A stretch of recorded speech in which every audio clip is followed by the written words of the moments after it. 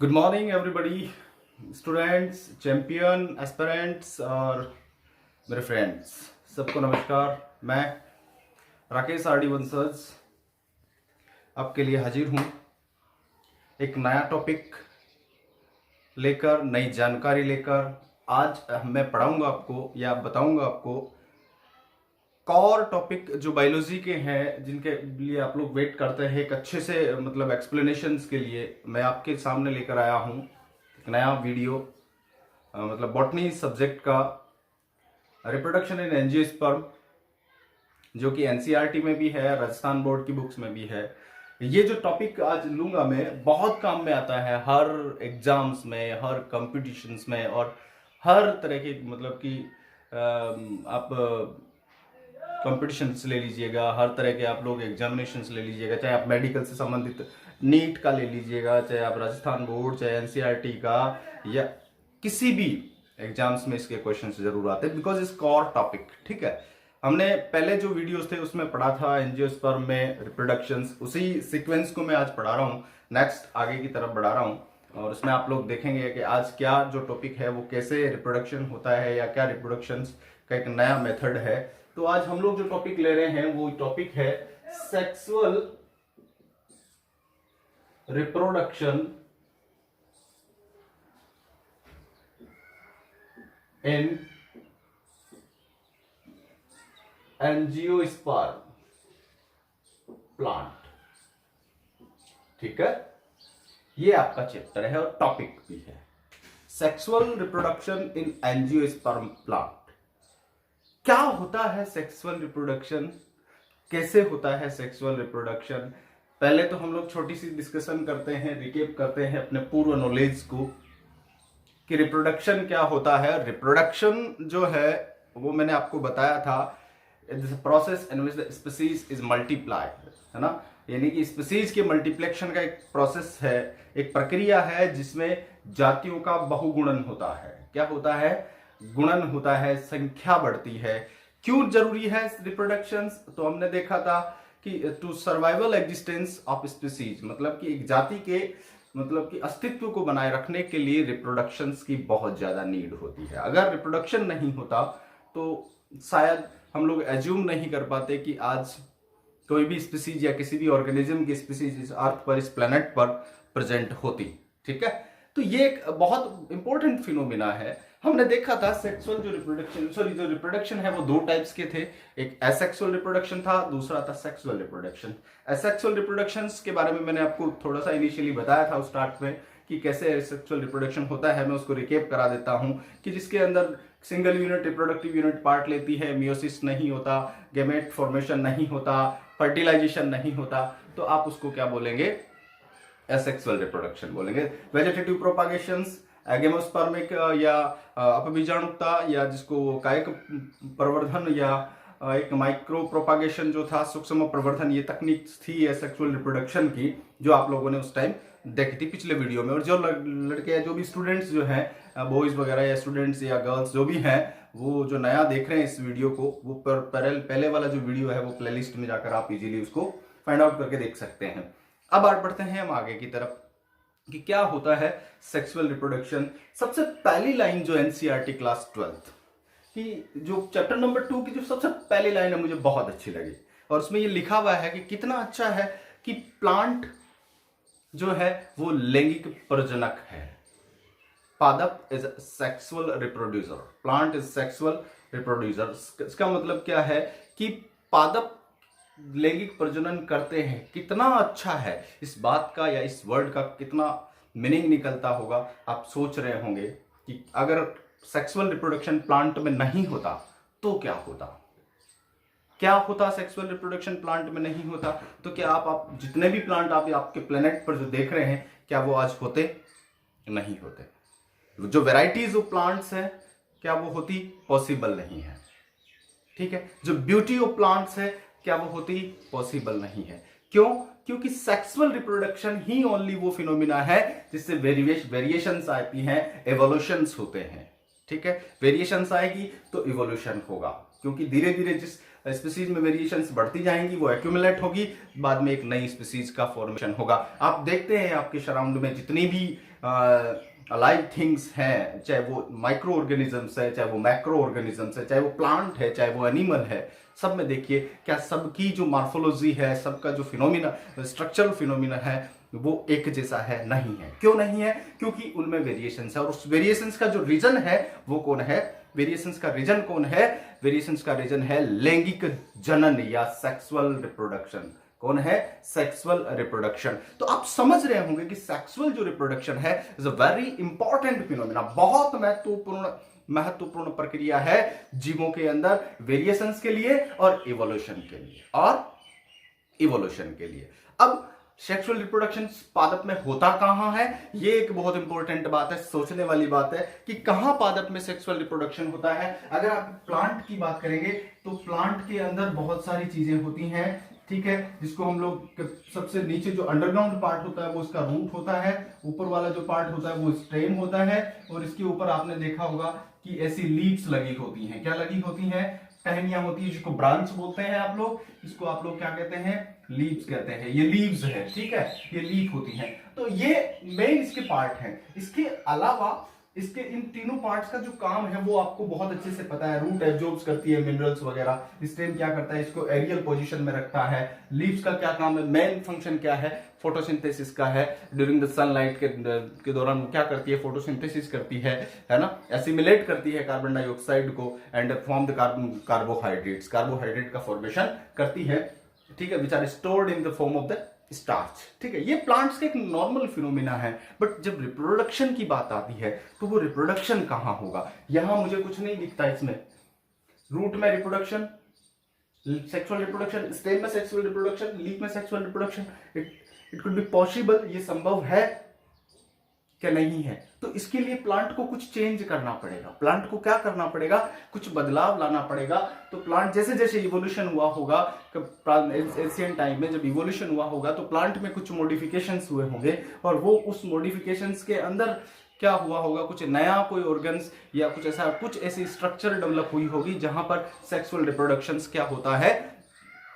Proceed होता है। क्या होता है?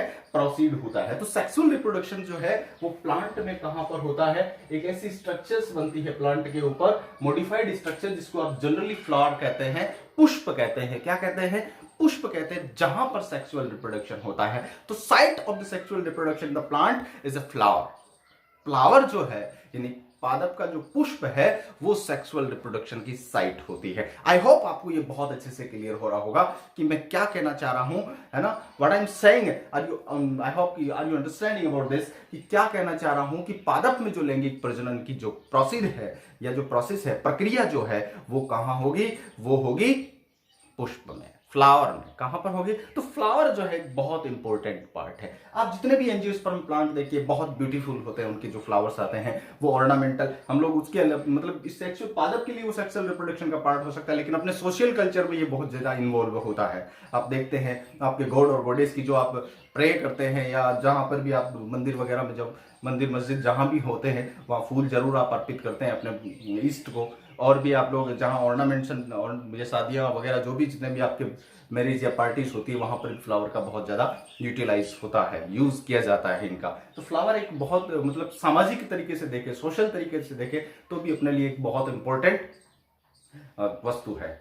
और पादप के अगर प्रजनन की दृष्टि से देखे तो भी एक बहुत इंपॉर्टेंट चीज है, बहुत इंपॉर्टेंट साइट है प्लांट के अंदर। तो प्लांट के अंदर जो रिप्रोडक्शन होगा वो कहां, सेक्सुअल रिप्रोडक्शन जो होगा वो कहां होगा? फ्लावर में होगा। कहां पर होगा? फ्लावर में होगा। ये बात अपने को क्लियर करनी है। फ्लावर क्या है? फ्लावर एक मॉडिफाइड स्टेम होता है। फ्लावर क्या है? फ्लावर जो है, फ्लावर क्या होता है? एक मॉडिफाइड स्टेम होता है। कैसा स्टेम होता है? रूपांतरित तना है। इसको आप हिंदी में अगर बोलेंगे रूपांतरित तना बोलेंगे। क्या बोलेंगे भाई? रूपांतरित तना होता है। फ्लावर जो है वो क्या है? एक रूपांतरित तना है, मॉडिफाइड स्टेम है। ठीक है, ये एक नॉर्मल सी मैंने आपको डिस्कशन बताया लैंगिक प्रजनन से रिलेटेड कि एंजियोस्पर्म में लैंगिक प्रजनन जो है वो क्यों जरूरी है। अगर एंजियोस्पर्म में लैंगिक प्रजनन नहीं होता तो क्या होता?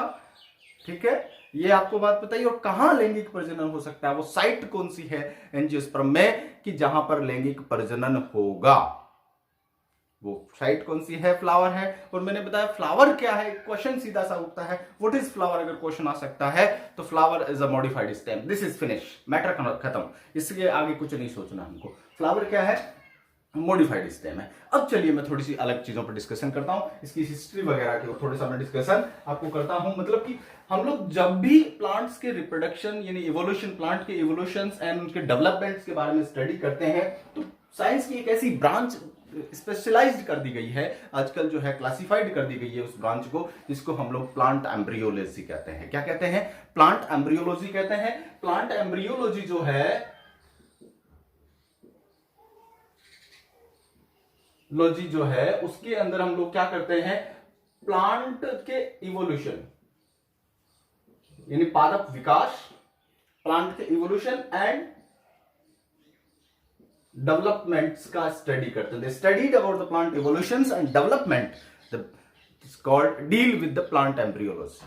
ठीक है, the plant embryology is the branch of science which deal with the study of the plant evolution and development, दोनों के बारे में अगर हम लोग स्टडी कर रहे हैं तो उसको हम लोग क्या कहते हैं, प्लांट एम्ब्रियोलॉजी कहते हैं। The father of the plant embryology Wolff, कौन है, वुल्फ को हम लोग क्या कहते हैं, ठीक है, वो C.S. वुल्फ जो है उनको हम लोग प्लांट एम्ब्रियोलॉजी के जनरली फादर के नाम से रिगार्ड करते हैं, उनको ऑनर देते हैं। बहुत अच्छे साइंटिस्ट है जिनके बारे में आप लोग हायर क्लासेस में पढ़ेंगे। जब आप लोग प्लांट एम्ब्रियोलॉजी डिटेल में एक स्पेशल सब्जेक्ट लेकर पढ़ेंगे तब आपके सामने ये आएगा वो कौन थे वुल्फ साहब, और उनको क्यों मतलब as a father of the plant embryology regard करते हैं। बात समझ में आ गई। तो प्लांट एम्ब्रियोलॉजी के अंदर हम लोग किसका स्टडी करते हैं, प्लांट एवोल्यूशन और प्लांट के डेवलपमेंट का स्टडी करते हैं। जैसा कि मैंने आपको बताया कि जो सेक्सुअल रिप्रोडक्शन है या जनन जो है वो पादपों में बहुत एक महत्वपूर्ण प्रक्रिया है, जो पादपों की या किसी भी जीव की जाति के बहुगुणन के लिए रिस्पॉन्सिबल होती है। दो प्रकार से होता है, सेक्सुअल और एसेक्सुअल रिप्रोडक्शन। आज हम लोग जो बात करेंगे वो सेक्सुअल रिप्रोडक्शन की बात करेंगे। किसके बारे में बात करेंगे, सेक्सुअल रिप्रोडक्शन के बारे में बात करेंगे। और सेक्सुअल रिप्रोडक्शन जो है which takes place in the flower of plant, कहां प्रोसीड होगा ये फ्लावर, प्लांट के फ्लावर में ये प्रक्रिया जो है वो प्रोसीड होगी।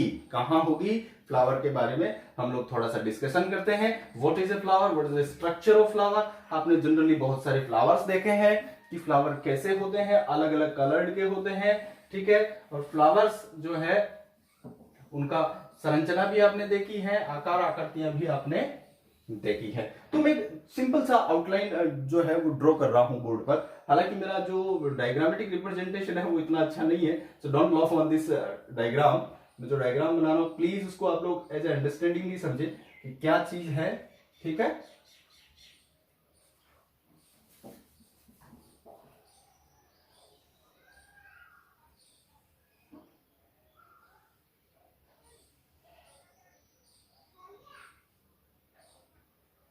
दिख रहा होगा आपको ये डायग्राम, एकदम मतलब बोर्ड पे एकदम इजीली दिख रहा है, क्लियरली, कोई दिक्कत नहीं है। ये फ्लावर्स जो है मैंने आपको बनाया है, एक नॉर्मल फ्लावर का डायग्राम बनाया है, और इसके अंदर मैं आपको इस फ्लावर के अलग अलग पार्ट्स को लेबल करूंगा अभी थोड़ी देर बाद में, और आपको एक एक क्लियर कराऊंगा। चलिए, ये जो एक आउटलाइन है फ्लावर्स की, जो प्लांट के स्टेम पर या ब्रांच पर लगती है, जो मॉडिफाइड होकर बनता है, ठीक है। ये जो फ्लावर है, इस फ्लावर की जो स्ट्रक्चर्स है आपको एकदम इजीली क्लियर हो जाएगी कि क्या होता है फ्लावर या कैसे फ्लावर्स जो है।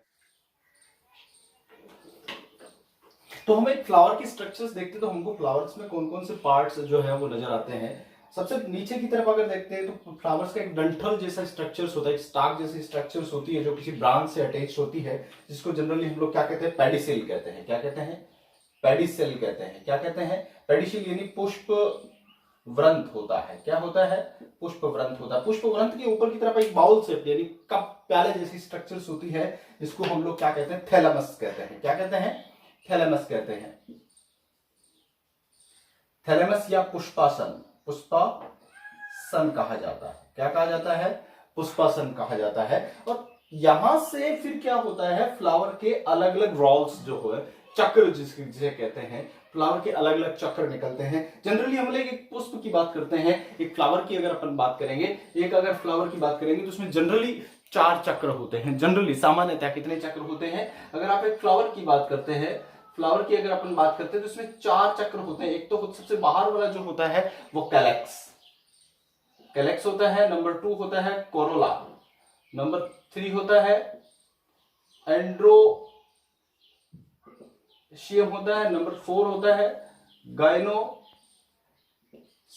ठीक है, ये 4 चक्र होते हैं एक जनरल फ्लावर की। अगर अपन बात करें नॉर्मली फ्लावर्स की अगर बात करते हैं तो 4 चक्र होते हैं उसके अंदर। नंबर चारों के चारों मैं आपको यहां पर एकदम लेवल करके बताता हूं कि फ्लावर्स में वो कौन से 4 चक्र जो है, 4 चक्र जो है वो कहां मतलब कि सिचुएटेड होते हैं। अगर फ्लावर्स के अंदर आप थैलेमस के ऊपर देखेंगे तो यहाँ एक ग्रीन सी लीफ लाइक स्ट्रक्चर्स बाहर निकली रहती हैं, ग्रीन सी लीफ लाइक स्ट्रक्चर्स बाहर निकली रहती हैं। इनको आप लोग क्या कहते हैं? सेपल। क्या कहते हैं? सेपल कहते हैं। क्या कहते हैं? सेपल कहते हैं। सेपल को हम लोग जनरली बाह्य दल या कैलेक्स भी कहते हैं। क्या कहते हैं? और इसके ऊपर ये जो ग्रीन कलर की एक ब्लैक एंड रेडिश कलर की आपको आउटलाइन दिख रही है, इनको हम लोग क्या कहते हैं? पेटल कहते हैं। क्या कहते हैं? पेटल कहा जाता है, या दल या कोरोला कहते हैं।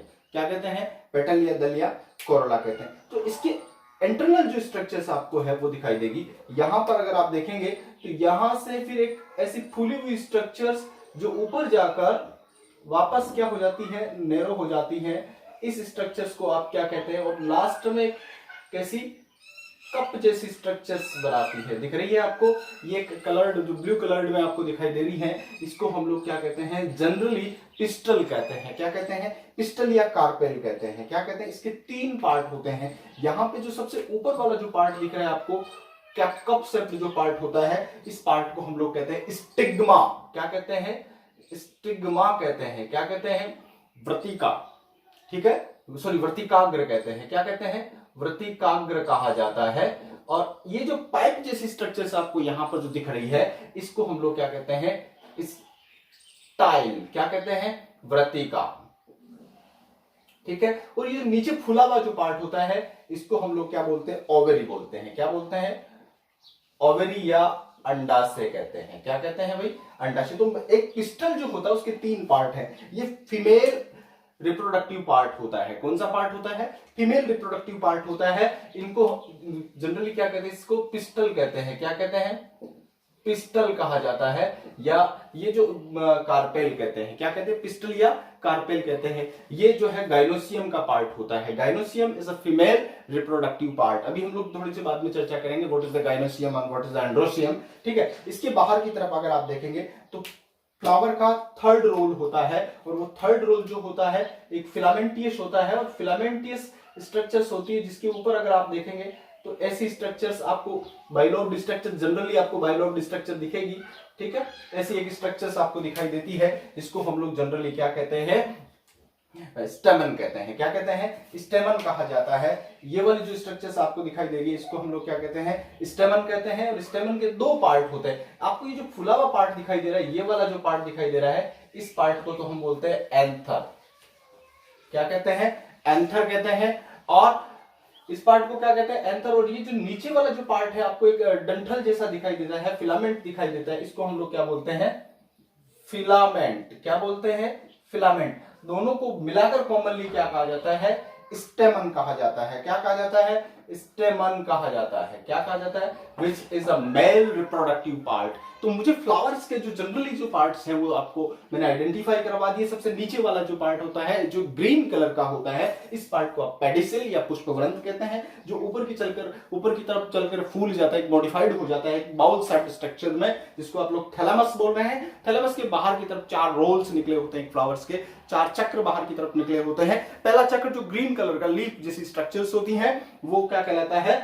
सेपल या कैलेक्स कहते हैं। सेपल या कैलेक्स कहते हैं। देन उसके बाद के जो चक्र है वो क्या कहलाता है? जो ग्रीन कलर का, सॉरी कलर्ड फूल होता है। और कुछ फ्लावर में ये कैसे होते हैं, जो रात में मतलब एक्सपोज होता है, नाइट में जो एक्सपोज होते हैं वो व्हाइट कलर के होते हैं। जो दिन में एक्सपोज होते हैं सनलाइट की प्रेजेंस में, वो ग्रीन कलर के होते हैं। और ग्रीन कलर ये क्या करता है? ये फ्लावर का जो कलर, ये कलरफुल होता है, ये बड़ा ही अट्रैक्टिव होता है, बड़ा ही अट्रैक्टिव और शाइनी कलर्स का होता है, ताकि ये इंसेक्ट को क्या करे? अट्रैक्ट करे फॉर द पॉलिनेशन। पॉलिनेशन के लिए क्या कर सके? अट्रैक्ट कर सके। ये इसका एक बहुत अच्छा मतलब कि सिग्निफिकेंस है कि जो फ्लावर्स का जो पेटल्स वाला जो रोल होता है वो क्या करता है, इंसेक्ट को अट्रैक्ट करने का काम करता है फॉर द पॉलिनेशन प्रोसेस। ठीक है, what is the pollination process, है ना, we will discuss in the next time, next topics, अब बाद में हम लोग इसके ऊपर डिस्कस करेंगे। बट अभी मैं आपको बता रहा हूं कि ये जो कलरफुल जो स्ट्रक्चर आपको दिखाई दे रही है बाहर की तरफ, ये क्या कहलाती हैं, पेटल्स कहलाती हैं, जिन्हें दल कहते हैं। पंखुड़ियां, पुष्प की क्या कहते हैं, पंखुड़ियां कहा जाता है। ठीक है, इसके अंदर एक चक्र होता है जो एक फिलामेंटियस होता है, ऊपर एक फूली हुई स्ट्रक्चर्स होती है, स्वेल्ड स्ट्रक्चर्स होती है जिसे हम लोग एंथर कहते हैं, नीचे एक फिलामेंट होता है, इसको कॉमनली स्टेमन कहा जाता है। स्टेमन is a male reproductive part. इसके सबसे इनर मोस्ट जो रोल होता है फ्लावर का, वो इनर मोस्ट रोल क्या कहलाता है, पिस्टल कहलाता है। Pistil is a female reproductive part. ठीक है, ये बात हमको समझ में आ गई, क्लियर हो गया। फ्लावर के अंदर ये इतने चक्कर होते हैं। अब एक छोटी सी मैं आपको बात बताता हूं, अगर किसी फ्लावर में कोई फ्लावर है आपके पास, और उस फ्लावर में अगर फ्लावर है और फ्लावर में क्या है, पिस्टल भी है और क्या है, और आपका स्टेमन भी है, क्या है, स्टेमन है, दोनों है, तो ऐसे फ्लावर को आप क्या कहोगे, बाइसेक्सुअल। ठीक है, बाइसेक्सुअल फ्लावर कहोगे। लाइक एग्जांपल की अगर आप बात करें तो पी फ्लावर, कौन सा flower, pea flower, china rose. ठीक है, ये दोनों, चाइना रोज, पी का मतलब मटर, चाइना रोज का मतलब गुड़हल। पी किसको बोलते हैं हम लोग, मटर को बोलते हैं भाई। ठीक है, चाइना रोज किसको बोलते हैं, गुड़हल के लिए यूज लेते हैं। चाइना रोज वर्ड किसके लिए है, गुड़हल के लिए। तो ये दोनों फ्लावर जो है, ये दोनों फ्लावर कैसे होते हैं, बाइसेक्सुअल, यानी कि इन फ्लावर्स में क्या होगा कि पिस्टल भी होगा और स्टेमन भी होगा, यानी गाइनोसियम और एंड्रोसियम दोनों प्रेजेंट होंगे। ऐसे फ्लावर्स को हम क्या बोलते हैं, बाइसेक्सुअल फ्लावर बोलते हैं, यानी द्विलिंगी फ्लावर बोलते हैं। कैसे फ्लावर बोलते हैं, द्विलिंगी फ्लावर कहते हैं। ठीक है, और कुछ फ्लावर्स ऐसे होते हैं जिसमें या तो क्या होगा, स्टेमन होगा, या क्या होगा, पिस्टल होगा, या तो गाइनोसियम होगा, या फिर एंड्रोसियम होगा। तो वो या तो मेल फ्लावर है या फिर फीमेल फ्लावर है। ऐसे फ्लावर को हम क्या बोलते हैं, यूनिसेक्सुअल फ्लावर बोलते हैं। तो यूनिसेक्सुअल फ्लावर की अगर अपन बात करें, यूनिसेक्सुअल फ्लावर की अगर अपन बात करें तो कॉर्न एंड कुकुम्बर, ककड़ी जो होती है, ये यूनिसेक्सुअल फ्लावर होते हैं। ठीक है, जनरली यूनिसेक्सुअल फ्लावर के अंदर क्रॉस पॉलिनेशन होता है, और बाइसेक्सुअल फ्लावर के अंदर क्या होता है, ऑटो पॉलिनेशन या सेल्फ पॉलिनेशन होता है। तो ये बात आपको समझनी है कि क्या होता है कि बाइसेक्सुअल और यूनिसेक्सुअल। तो यूनिसेक्सुअल आप किस फ्लावर को बोलेंगे, जिसके अंदर केवल क्या हो, या तो फीमेल रिप्रोडक्टिव ऑर्गन हो या फिर मेल रिप्रोडक्टिव ऑर्गन हो, तो उसको आप क्या बोलेंगे, यूनिसेक्सुअल ऑर्गन बोलेंगे। क्या बोलेंगे, और अगर दोनों ही है एक ही फ्लावर में, तब आप उसको क्या बोलेंगे, बाइसेक्सुअल ऑर्गन बोलेंगे। चैप्टर नंबर 1 में आपने देखा होगा सेक्सुअलिटी इन द ऑर्गेनिजम्स, उसके अंदर या लैंगिकता देखी होगी कि मतलब कि कैसे होते हैं, होमोथैलस हेटेरोथैलस आपने पढ़े होंगे दोनों वर्ड्स। ठीक है, होमोथैलस हेटेरोथैलस या यूनिसेक्सुअल बाइसेक्सुअल या हर्मेफ्रोडाइट, एनिमल्स में भी हर्मेफ्रोडाइट कंडीशंस आती है, जैसे अर्थवर्म वगैरह जो है उनके अंदर, हम लोग बाद में इसके ऊपर डिस्कस करेंगे। अगर जनरली हम लोग बात करते हैं तो फ्लावर का जो स्ट्रक्चर है वो आपके सामने फाइंड एकदम इजीली आप लोग उसको देख पा रहे हैं, कलरफुल डायग्राम मैंने आपको सामने शो करवाया है। तो ये आई होप कि आप, चलिए अब बात करते हैं इससे आगे कि कैसे रिप्रोडक्शन होता है। अगर हम बात करें एंजियोस्पर्म प्लांट की, तो एंजियोस्पर्म प्लांट जो होते हैं जनरली हेटेरोस्पोरिक होते हैं। क्या होते हैं, अगर आप एंजियोस्पर्म प्लांट की अगर आप बात करेंगे तो एंजियोस्पर्म प्लांट जो है, एंजियोस्पर्म प्लांट की बात करें तो एंजियोस्पर्म प्लांट जो होता है वो हेटेरोस्पोरिक होता है। हेटेरोस्पोरिक का क्या मतलब होता है, इसको हिंदी में बोलते हैं विषम बीजाणुक। तो इसका क्या मतलब है, इस वर्ड का क्या मतलब है, इस वर्ड का मीनिंग ये होता है कि जब सेक्सुअल रिप्रोडक्शन होगा एंजियोस्पर्म प्लांट में, तो यहां पर 2 टाइप के स्पोर बनेंगे। कितने टाइप के स्पोर बनेंगे, जो स्पोर बनेंगे वो 2 टाइप के बनेंगे। एक तो बनेगा माइक्रोस्पोर और एक बनेगा मैक्रो या मेगा स्पोर। ठीक है, माइक्रोस्पोर तो होता है मेल स्पोर और ये होता है फीमेल स्पोर। तो आपको समझ में आ गया होगा, 2 टाइप के स्पोर बनते हैं, एक तो छोटा बनता है और एक थोड़ा बड़ा बनता है, इसलिए हम लोग इसको क्या बोलते हैं, ये हेटेरोस्पोरिक होते हैं। रिप्रोडक्शन में, सेक्सुअल रिप्रोडक्शन की अगर अपन बात करें तो एंजियोस्पर्म प्लांट जो होते हैं वो कैसे होते हैं, हेटेरोस्पोरिक प्लांट होते हैं। और एंजियोस्पर्म प्लांट का जो है, एंजियोस्पर्म प्लांट का जो मेन बॉडी जो होता है वो स्पोरोफाइटिक होता है। कैसा होता है? एंजियोस्पर्म प्लांट का जो मेन बॉडी है, मेन बॉडी जो होता है वो कैसा होता है? स्पोरोफाइटिक, स्पोरोफाइटिक होता है और डिप्लॉयड होता है। बात को समझना है, यहां पर बहुत इंपॉर्टेंट बात बता रहा हूं, बहुत इंपॉर्टेंट क्वेश्चन है ये। मैन बॉडी जो है वो स्पोरोफाइटिक है, डिप्लॉयड है, द्विगुणित है। कैसी है? यानी कि कैसा है? द्विगुणित है। कैसा है? द्विगुणित है। ठीक है। मेन प्लांट बॉडी कैसी है? बीजाणुद्भिद और द्विगुणित है। तो अब सेक्सुअल रिप्रोडक्शन करना है तो इसको गैमेटोफाइट प्रोड्यूस करना पड़ेगा। क्या करना पड़ेगा? गैमेटोफाइट बनाना पड़ेगा। और गैमेटोफाइट बनाना पड़ेगा तो उसके लिए मियोसिस का रिक्वायरमेंट होगा। मियोसिस जब होगा तो हैप्लॉइड बॉडी बनेगी, जिसको हम लोग क्या बोलेंगे? मेल गैमेटोफाइट बोलेंगे। क्या बोलेंगे? और फीमेल गैमेटोफाइट बोलेंगे। क्या बोलेंगे? जनरली गैमेट्स कहते हैं। क्या कहते हैं? Then after the formation of the gamete they are fused with each other. This process is called fertilisation and then convert into the embryo and at least the result of the seed. ठीक है, at least result of the seed. अब मैं वापस उस बात पर आऊंगा, मेरी जो सबसे पहले जो मैंने वर्ड बोला था कि एनसीईआरटी लिखती है कितना अच्छा है कि पादप में लैंगिक प्रजनन होता है। फिर मैंने बोला था अगर नहीं होता तो क्या होता? क्या आप आज इतनी वेराइटीज ऑफ प्लांट्स देख पाते? पॉसिबल नहीं है ना। क्यों नहीं है? कि इसलिए नहीं है कि हमेशा जो कंडीशंस है, एनवायरमेंटल जो कंडीशंस है वो इक्वल नहीं रहती, सेम नहीं होती है। नहीं होती है ना सेम, तो फिर कई बार एडवर्स कंडीशंस भी आती है, प्रतिकूल परिस्थितियां भी आ जाती है। उस प्रतिकूल परिस्थिति में जिंदा रहने के लिए कुछ ना कुछ तो आपको एडेप्टेशन लाना पड़ेगा। तो ये रिप्रोडक्शन एक तरीके का एडेप्टेशन भी हो सकता है। रिप्रोडक्शन जो है, प्रोसेस जो है वो एक तरीके का एडेप्टेशन भी हो सकता है। अब आप दिमाग में सोच रहे होंगे कि सर कैसे? प्लांट में जब रिप्रोडक्शन होगा तो क्या होगा? सीड का फॉर्मेशन होगा। सीड का फॉर्मेशन होगा। सीड एक कैसी है? Inactive condition. इनएक्टिव कंडीशन यानी कि प्लांट का जो सीड है वो पूरे प्लांट का प्रतिनिधित्व करता है, पूरे प्लांट को प्रेजेंट करता है। नया जो प्लांट बनेगा वो सीड से बनेगा, तो पूरे प्लांट को वो प्रेजेंट करेगा seed.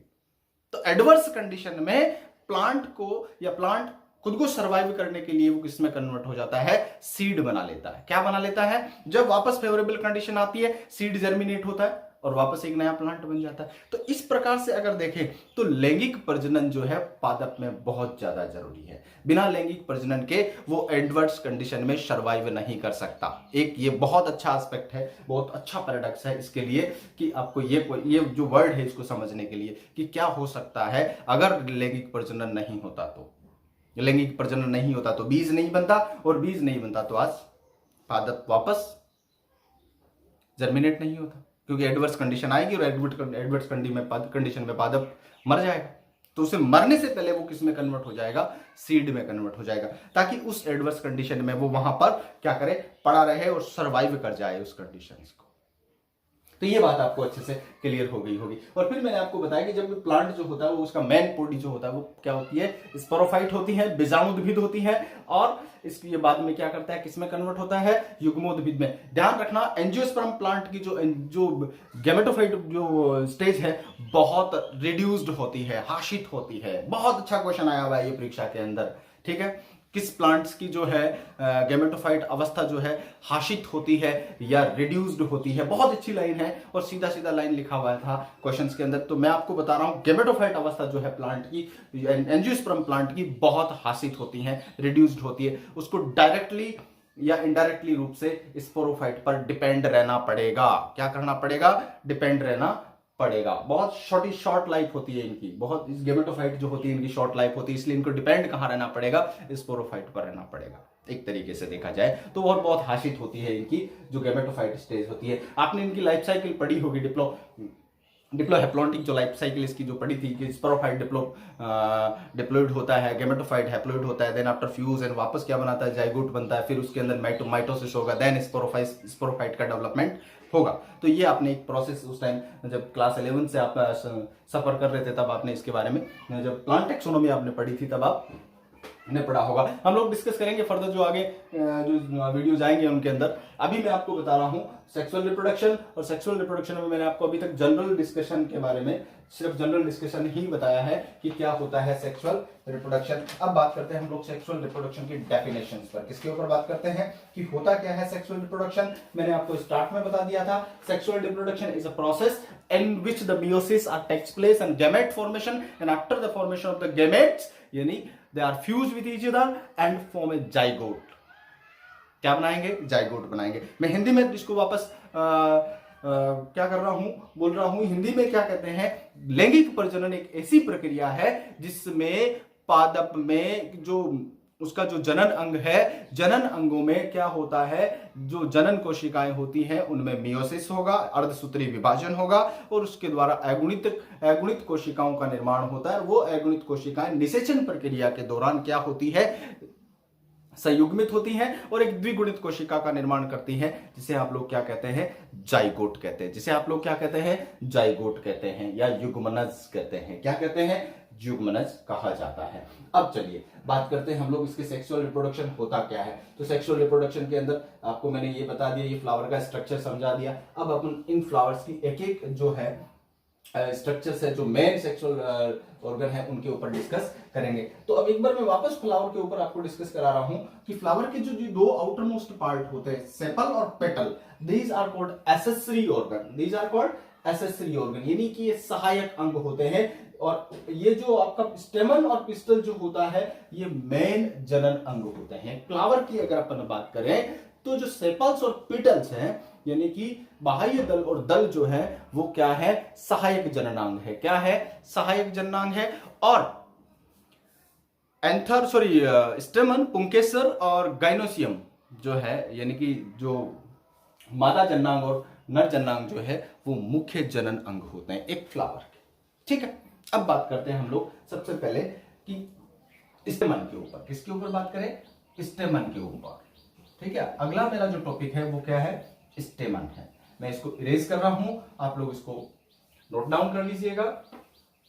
स्टेमन is a male gamete organ, male reproductive organ. Stamen क्या है, मेल रिप्रोडक्टिव ऑर्गन है। ठीक है, एक फ्लावर का थर्ड रोल है। कौन सा रोल है, थर्ड रोल है। अगर आप फ्लावर को बाहर से अगर डिसेक्ट करना स्टार्ट करेंगे तो तीसरे नंबर पर जो रोल आएगा, ये चक्र जो आएगा, वो कौन होगा, स्टेमन होगा। कौन होगा, स्टेमन होगा। बात समझ में आ गई। मैं आपको एक छोटा सा क्वेश्चन ऑलरेडी करवा देता हूं कि जो एंजियोस्पर्म प्लांट है, इनका जब अगर आप इवोल्यूशन पढ़ेंगे तो इवोल्यूशन में जियोलॉजिकल टाइम स्केल में अगर आप देखेंगे तो इनका जो इवोल्यूशन हुआ था वो सीनोजोइक ईरा में हुआ था। कौन से ईरा में हुआ था, सीनोजोइक ईरा में हुआ था। और इनका जो सीनोजोइक ईरा है वो गोल्डन ईरा कहलाता है। एंजियोस्पर्म प्लांट के लिए कौन सा पीरियड कहलाता है, ये गोल्डन पीरियड। इन एंजियोस्पर्म प्लांट का जो गोल्डन पीरियड है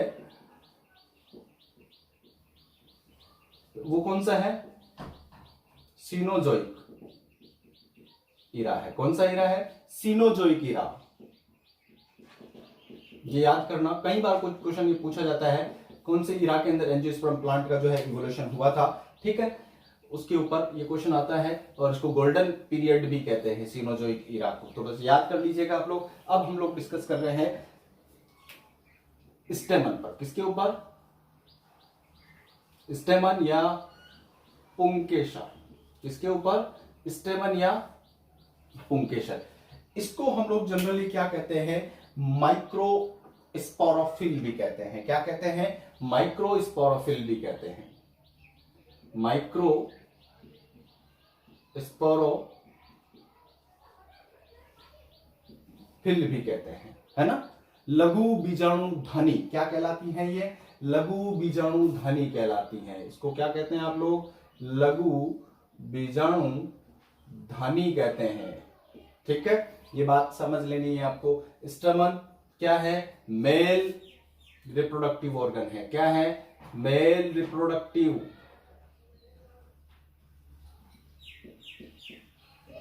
ऑर्गन। एक फ्लावर का क्या है, मेल रिप्रोडक्टिव ऑर्गन है। ठीक है, एक फ्लावर का क्या है, मेल रिप्रोडक्टिव ऑर्गन है स्टेमन, जिसको आप लोग क्या कहते हैं, माइक्रो स्पोरोफिल भी कहते हैं। क्या कहते हैं, माइक्रो फिल भी कहते हैं। ये बात आपको समझ में आ गई कि 3 वर्ड्स मैंने अलग अलग लिखे हैं। इसको आप लोग क्या कहते हैं, मेल रिप्रोडक्टिव ऑर्गन भी कहते हैं, स्टेमन है। ये फ्लावर का थर्ड रोल है। कैसा रोल है? The term of स्टेमन is coined by the Linnaeus. ये जो वर्ड दिया था वो किसने दिया था? लिनियस। किसने दिया था? कार्ल वॉन लिने। स्वीडन के जो सबसे अच्छे टैक्सोनॉमिस्ट हैं, फादर ऑफ टैक्सोनॉमी के नाम से भी जाना जाता है, जिनने मॉडर्न टैक्सोनॉमी जो दी थी। ठीक है, प्लांट को सबसे पहले 2 किंगडम में क्लासिफाई किया था, यानी कि एनिमल को और प्लांट को जब क्लासिफिकेशन कर रहे थे 2 किंगडम क्लासिफिकेशन इनका ही आया था। और प्लांट को इन्होंने जो प्लांट का जो क्लासिफिकेशन था वो किसके बेस पर था कि उनका जो क्लासिफिकेशन था एक प्रकार से अगर सेक्सुअल टाइप क्लासिफिकेशन का है तो भी कोई अतिशयोक्ति नहीं है, क्योंकि उनका जो लैंगिक वर्गीकरण, लिनियस का जो वर्गीकरण था वो कैसा था? लैंगिक वर्गीकरण था। और उनका जो मेनली जो वर्गीकरण बेस्ड था वो किसके ऊपर बेस्ड था? स्टेमन पर ही बेस्ड था। किसके ऊपर बेस्ड था? इस प्लांट का जो क्लासिफिकेशन था लिनियस का वो किसके ऊपर बेस्ड था? स्टेमन के ऊपर बेस्ड था। स्टेमन जो वर्ड है वो किसने दिया था? लिनियस ने दिया था। किसने दिया था? और ये जो बात किसने बताई थी कि स्टेमन जो है वो मेल रिप्रोडक्टिव ऑर्गन होता है, वो किसने बताई थी? एन ग्रू ने बताई थी। किसने बोला था कि स्टेमन is a mail reproductive organ? ये जो बात बोली थी ये किसने बोली थी? ग्रू ने बोली थी। और कैमेरियस जो एक साइंटिस्ट थे, सॉरी जोसेफ कार्ल रूटर जो साइंटिस्ट थे, और उन्होंने ये बताया था कि जो पॉलन ग्रेन है जो इसके अंदर बनते हैं, किसमें? मेल रिप्रोडक्टिव ऑर्गन के अंदर, और उनको लेकर जाने का काम कौन करता है? इंसेक्ट करते हैं। यानी कहने का मतलब पॉलिनेशन के जो प्रोसेस है वो किसके द्वारा होता है? इंसेक्ट के द्वारा होता है। किसके द्वारा होता है? और जैकब कैमेरियस एक साइंटिस्ट थे जिन्होंने कहा कि ये जो मेल रिप्रोडक्ट, ये जो स्टेमन जो है सॉरी, वो क्या होते हैं? सेक्सुअल रिप्रोडक्शन में पार्ट लेते हैं। जैकब कैमेरियस एक साइंटिस्ट थे जिन्होंने ये बताया था। लेकिन आपको ये 2 याद रखना है कि स्टेमन जो वर्ड है वो किसने दिया था? लिनियस ने दिया था। And this mail reproductive organ किसने कहा था स्टेमन को? वो किसने कहा था? एन ग्रू ने कहा था। एन ग्रू ने क्या कहा था कि ये क्या है? मेल रिप्रोडक्टिव ऑर्गन है। तो आई होप आपको ये बहुत अच्छे से क्लियर हो गया होगा। अब अपन बात करेंगे इसके ऊपर कि मेल रिप्रोडक्टिव ऑर्गन जो है या माइक्रोस्पोरोफिल जो होता है वो क्या होता है। माइक्रोस्पोरोफिल की अगर आप स्ट्रक्चर देखें, इसकी एनाटॉमी अगर आप देखते हैं तो इसकी एनाटॉमी में आपको 2 स्ट्रक्चर जनरली दिखाई देती हैं। कितनी स्ट्रक्चर्स दिखाई देती हैं? एक तो इसका फिलामेंटियस पार्ट होता है, और दूसरा जो पार्ट होता है जो ऊपर की तरफ फूला हुआ होता है। इस फूले हुए पार्ट को आप जनरली क्या कहते हैं? एंथर कहते हैं। क्या कहते हैं?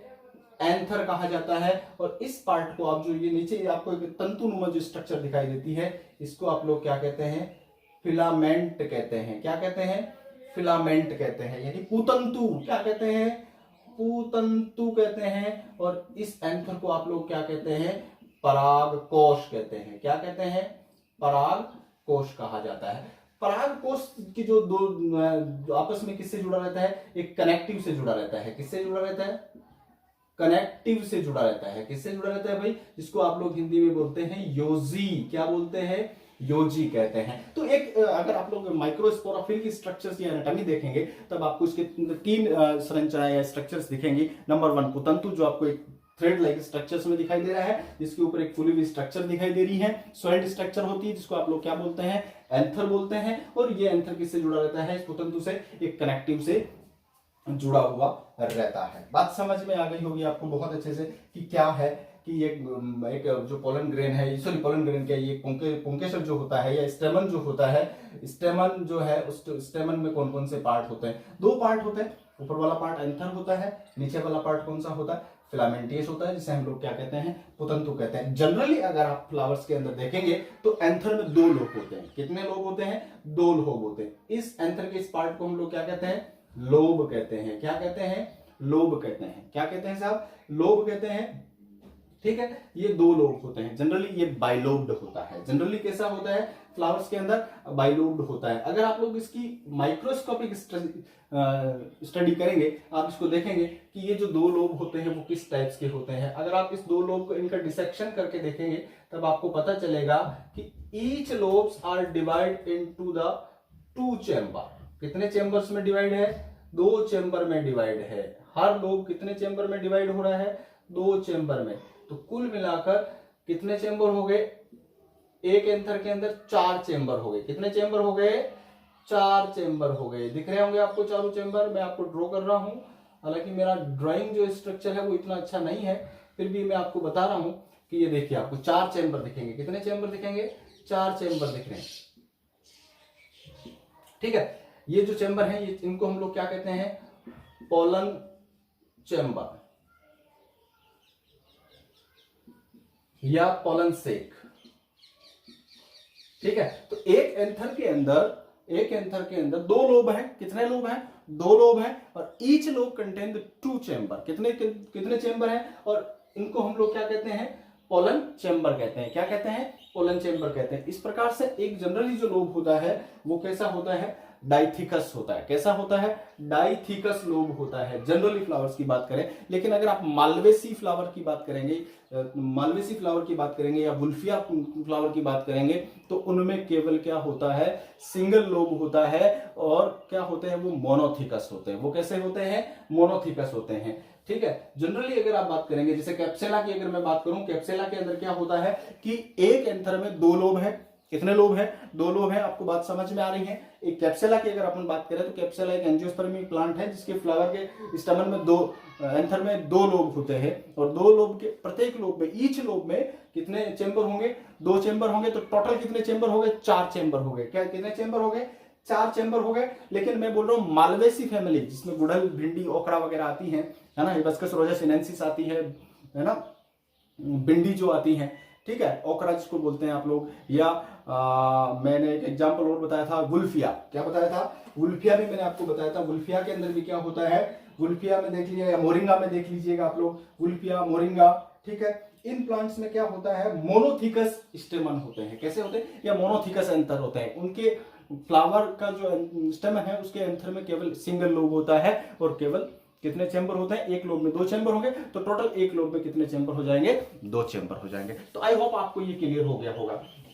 इन चेंबर्स में आपको ऐसी एक छोटी छोटी डोटेज स्ट्रक्चर दिखाई देंगी येलो कलर की। उन स्ट्रक्चर्स को आप लोग क्या कहते हैं? Generally pollen grain. क्या कहते हैं? पोलन ग्रेन कहते हैं। ये पोलन ग्रेन जो होते हैं वो क्या होते हैं? आंशिक रूप से परिपक्व, है ना, पार्शियली मेच्योर्ड मेल गेमेटोफाइट होते हैं। पोलन ग्रेन क्या होते हैं? पार्शियली मेच्योर्ड मेल गेमेटोफाइट होते हैं। तो पोलन ग्रेन का डेवलपमेंट हम लोग बाद में देखेंगे। अभी इसका स्ट्रक्चर्स के ऊपर डिस्कस कर रहे हैं कि ये जो माइक्रोस्पोरोफिल है या लघु बीजाणुधानी है, इसकी संरचना कैसी होती है? तो 4 चेंबर एक लघु बीजाणुधानी होती है। लघु बीजाणुधानी की अगर आप बात करेंगे, जहां पर लघु बीजाणु का निर्माण होता है, यानी पोलन ग्रेन्स वगैरह का जो डेवलपमेंट होगा वो कैसा होगा? 4 चेंबर होगा। कैसा होगा? 4 चेंबर्ड होता है। आई होप आपको ये बहुत अच्छे से क्लियर हुआ होगा। मैं नेक्स्ट वीडियो में इसकी डिटेल स्ट्रक्चर्स के ऊपर डिस्कस करूंगा। तो स्टे ट्यून, प्लीज इस वीडियो को लाइक, शेयर और सब्सक्राइब कीजिएगा।